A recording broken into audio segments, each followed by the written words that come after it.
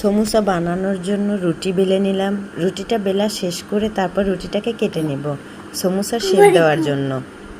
আগে থেকে কেটে রাখা আলু এবং পেঁয়াজ আর কাঁচামরিচ, তারপরে দেব লবণ, একটু চিনি, হলুদের গুঁড়া, তারপর এটাকে ভালো করে নাড়াচাড়া করার পরে দিয়ে দেব টোস্টের গুঁড়া। টোস্টের গুঁড়া দেওয়ার পরে এর স্বাদ বাড়ানোর জন্য একটি ম্যাগি মশলা দিয়ে নিলাম। এরপর কাইটা করা শেষ হওয়ায় রুটির ভিতরে পুরটা দিয়ে ওটাকে সমোসার শেপ দিয়ে নেব।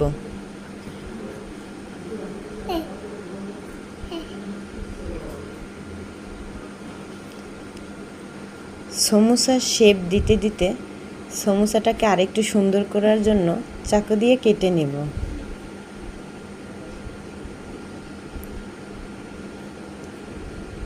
এরপরে ভাজা শুরু করলাম।